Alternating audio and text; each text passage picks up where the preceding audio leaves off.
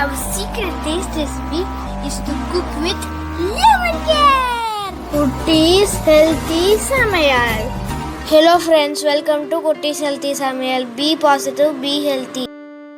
நாம இன்னைக்கு டேஸ்டியான ஹெல்த்தியான கருவேப்பிலை ஊறுகாய் எப்படி செய்யுதுன்னு பார்க்கலாமா? அதுக்கு முன்னாடி நம்ம சேனலை சப்ஸ்கிரைப் பண்ணாதவங்க சப்ஸ்கிரைப் பண்ணிவிட்டு பக்கத்தில் இருக்க பெல் பட்டனை கிளிக் பண்ணிக்கோங்க. ஆல் ஆப்ஷனை கிளிக் பண்ணுங்கள். அப்போ தான் நாங்கள் போடுற எல்லா வீடியோஸோட நோட்டிஃபிகேஷன்ஸ் உங்களுக்கு வரும். இது வரைக்கும் சப்ஸ்கிரைப் பண்ண எல்லாருக்கும் தேங்க்யூ ஸோ மச். நாம் இன்றைக்கி ரொம்ப ஹெல்த்தியான டேஸ்டியான கருவேப்பிலை ஊறுகாய் எப்படி செய்யறதான் பார்க்க போகிறோம். இது துவையல் போல் டேஸ்டியாக இருக்கும்.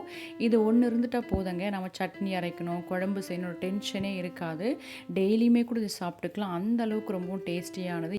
இந்த ஊறுகாய் இட்லி, தோசை, ஒயிட் ரைஸ் எல்லாத்துக்குமே ரொம்பவும் டேஸ்டியாக இருக்கும்.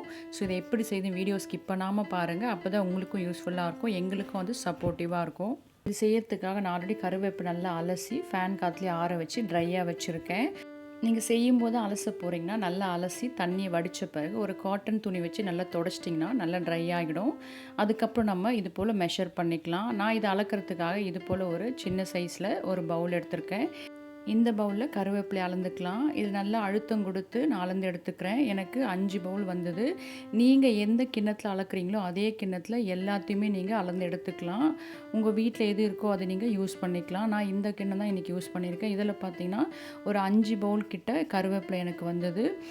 கருவேப்பிலை இருக்கட்டும். இதுக்காக ஒரு பெரிய நெல்லிக்காய் சைஸ் அளவுக்கு புளி எடுத்து ஊற வச்சுக்கலாம். இந்த புளிப்புத்தன்மை இதுக்கு கரெக்டாக இருக்கும். கொஞ்சமாக தண்ணி ஊற்றி நம்ம ஊற வச்சுக்கலாம். அது ஊறட்டும். அடுத்த ஒரு பேன் வச்சுக்கலாம். பேன் நல்லா சூடான பிறகு அதில் 2 ஸ்பூன் அளவுக்கு கடுகு ஆட் பண்ணிக்கலாம். கடுகு கூடவே 1 ஸ்பூன் மல்லி விதைகள், 1 ஸ்பூன் வெந்தயம் ஆட் பண்ணி நல்லா நம்ம ட்ரை ரோஸ்ட் பண்ணிக்கலாம். நமக்கு கடுகு பார்த்திங்கன்னா நல்லா பொரிஞ்சு அந்த கலர் மாதிரி வரும், கொஞ்சம் ஒயிட்டாக நமக்கு கிடைக்கும். இப்போ பார்க்கும்போது தெரியும் உங்களுக்கு, கடுகோட கலர் பாருங்கள் ஒயிட்டாக மாறி இருக்குது. இந்த ஸ்டேஜ் போதும். நம்ம இதை ஒரு பிளேட்டில் மாற்றி வச்சுக்கலாம். இதெல்லாம் செய்யும்போது ஃப்ளேம் வந்து சிம்மில் இருக்கட்டும், அப்போ தான் தீஞ்சு போகாது. அடுத்து அதே பேனில் ஒரு 2 டேபிள் ஸ்பூன் அளவுக்கு குக்கிங் ஆயில் ஆட் பண்ணிக்கலாம். இது கொஞ்சம் சூடான பிறகு நம்ம எடுத்து வச்சுருக்க கருவேப்பிலை அதில் ஆட் பண்ணி நல்லா வறுத்து எடுத்துக்கலாம். கருவேப்பிலை ஆட் பண்ணும்போது பார்த்து ஆட் பண்ணுங்கள், ஏன்னா கருவேப்பிலை போட எண்ணெய் வந்து தெறிக்கும். ஸோ அதனால் கொஞ்சம் பார்த்து ஹேண்டில் பண்ணுங்கள். இப்போது நமக்கு சிம்மில் வச்சு வறுத்தால் தான் தீயாது. நல்லா நம்ம இதிலே வறுத்து எடுத்துக்கலாம். எனக்கு பார்த்திங்கன்னா கருவேப்பிலை ஆல்ரெடி நல்லா ட்ரையாக இருக்குது. ஸோ நான் ஜஸ்ட் ஒரு 2-3 மினிட்ஸ் வறுத்ததுலேயே நல்லா ட்ரை ஆகிடுச்சு. உங்களுக்கு கொஞ்சம் ஈரமாக இருந்தால் அந்த ஈரம் போகிற அளவுக்கு வறுத்து எடுத்துக்கோங்க. இது போல் செய்யும்போது தான் கெட்டு போகாமல் 1 மாதம் வரைக்கும் நம்ம வெளியிலேயே வச்சு இதை யூஸ் பண்ணிக்கலாம். ரொம்பவும் டேஸ்டியான ஹெல்த்தியான ஒரு ஊறுகாய். ஏன்னா கருவேப்பிலையில் நிறைய அயன் சக்தி இருக்குது. இதனால் இது அனிமிக்காக இருக்கவங்களுக்கு இது ரொம்பவும் ஹெல்ப் பண்ணுது. நம்ம ஹீமோக்ளோபின் நல்லா டெவலப் ஆகிறதுக்கு கருவேப்பிலை ரொம்பவும் யூஸ்ஃபுல்லாக இருக்குது. அதே சமயம் நம்மளோட ஹேர் க்ரோத் ஹெல்த்தியாக இருக்கிறதுக்கும் கருவேப்பிலை ஒரு பவர்ஃபுல்லான ஆன்டி ஆக்சிடென்ட். ஸோ இது கேன்சர் வராமல் தடுக்கிறதுக்கும் ஹார்ட் டிசீஸ் வராமல் தடுக்கிறதுக்கும் மேக்ஸிமம் இது யூஸ் ஆகுது. அதே சமயம் டயாபெட்டிஸை மேனேஜ் பண்ணுறதுக்கும் இது ரொம்பவும் ஹெல்ப் பண்ணுது. நம்ம ஸ்டமக் வந்து ஹெல்த்தியாக இருக்கிறதுக்கும் கருவேப்பிலை ரொம்ப யூஸ்ஃபுல்லாக இருக்குது.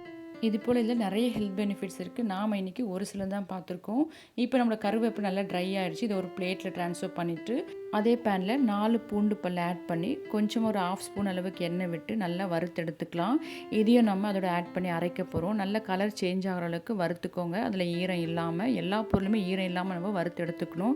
இப்போ அதே பேனில் 1 ஸ்பூன் எண்ணெய் ஊற்றி நம்ம இந்த புளியை ஆட் பண்ணிக்கலாம். புளி தண்ணியோடு ஆட் பண்ணிக்கோங்க. அந்த தண்ணியிலே அது நல்லா வெந்து உங்களுக்கு நல்லா இது போல் பாருங்கள் திக்காகி வந்து ரொம்ப சாஃப்ட் ஆகிடும் புளி.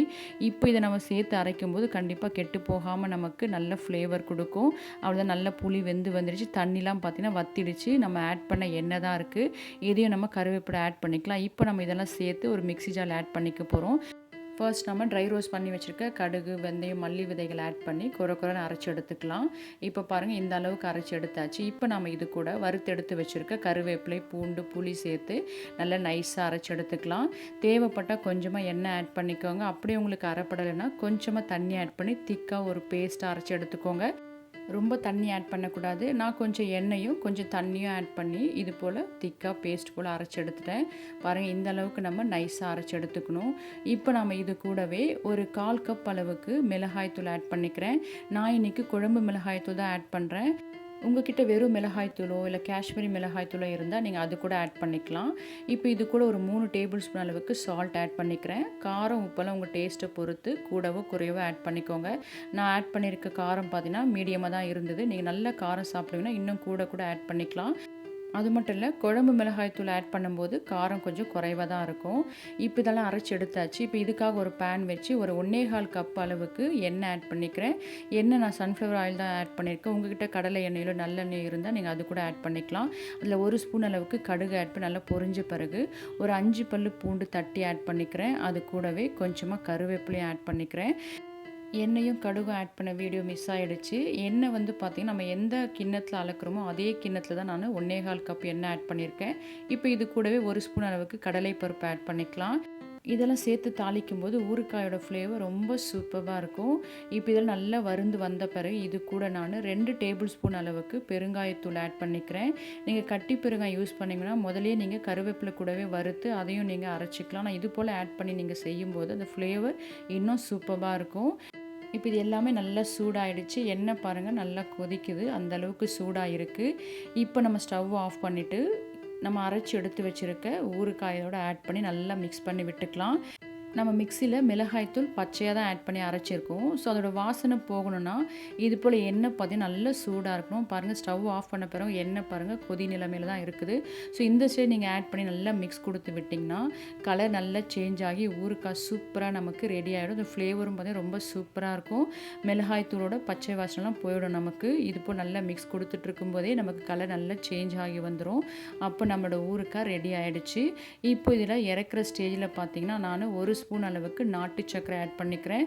உங்ககிட்ட வெல்லம் இருந்தால் அது கூட நீங்கள் 1 ஸ்பூன் ஆட் பண்ணிக்கலாம். அப்படி வேண்டாம் எங்களுக்கு ஸ்வீட்னால் நீங்கள் ஆட் பண்ண வேண்டாம். பட் இது ஆட் பண்ணி நீங்கள் செய்யும்போது டேஸ்ட் ரொம்ப சூப்பராக இருக்கும். அதோட கலரிங்கும் பார்த்திங்கன்னா நல்லாயிருக்கும் பார்க்குறதுக்கு. அது நல்ல ஒரு மிக்ஸ் கொடுத்தாச்சு. இப்போ நம்ம இதை ஆற வச்சு ஒரு கண்ணாடி ஜாரில் இதை நம்ம ஸ்டோர் பண்ணிட்டோம்னா இது 1 மாதம் அளவு கூட நீங்கள் வெளியே வச்சு யூஸ் பண்ணிக்கலாம். ஊறுகாய் எடுக்கும்போது மட்டும் நீங்கள் ஈரமான ஸ்பூன் யூஸ் பண்ணாமல் பார்த்துக்கோங்க. அப்படி நீங்கள் யூஸ் பண்ணிங்கன்னா கண்டிப்பாக 1 மாதம் அளவுக்கு நீங்கள் வெளியே வச்சு யூஸ் பண்ணிக்கலாம். ரொம்பவும் டேஸ்டியாக இருக்கும். அதோடய ஃப்ளேவரும் பார்த்தீங்கன்னா கடைசி ஸ்பூன் வரைக்கும் கூட மாறாமல் ஃப்ரெஷ்ஷாக இருக்கும். இப்போ அந்த பேனில் நான் கொஞ்சமாக ஒயிட் ரைஸ் கலந்து காட்டுறேன் பாருங்கள். அது கலரும் ரொம்ப அட்ராக்டிவாக இருக்கும். டேஸ்ட்டும் பார்த்திங்கன்னா அவ்வளோ சூப்பராக இருந்தது. கலர் மட்டும் நீங்கள் யூஸ் பண்ணுற மிளகாய் தூளை பொறுத்து கொஞ்சம் வேரி ஆகும், அவ்வளோதான். இப்போ பாருங்கள், இந்த சாதம் பார்க்குறதுக்கே எவ்வளோ டேஸ்டியாக இருக்குது. குழம்பு இல்லை சட்னி அரைக்கலாம் கவலையே வேண்டாம். சாதத்துக்கு இதையே நீங்கள் பிசைஞ்சு சாப்பிட்டுக்கலாம். அதே போல் தயிர் சாதம் போன்ற மற்ற சாதங்களுக்கும் இது ஊறுகாய் போல் நீங்கள் சைட் டிஷ்ஷாக யூஸ் பண்ணிக்கலாம். இட்லி, தோசை எல்லாத்துக்குமே இது சூப்பர் காம்பினேஷனாக இருக்கும். அவ்வளோ டேஸ்டியான ரெசிபி. சட்னியை நீங்கள் தேடவே மாட்டீங்க. ஸோ நீங்களும் இது போல் செஞ்சு பார்த்துட்டு உங்கள் டேஸ்ட், உங்கள் எக்ஸ்பீரியன்ஸ் எங்களுக்கு கமெண்ட் பண்ணுங்கள், லைக் பண்ணுங்கள் அண்ட் தொடர்ந்து சப்போர்ட் பண்ணுங்கள். தேங்க்யூ. Yummy tasty. நீங்களும் ட்ரை பண்ணுங்கள், என்ஜாய் பண்ணுங்கள், ஹெல்த்தியாக இருங்க. தேங்க்யூ.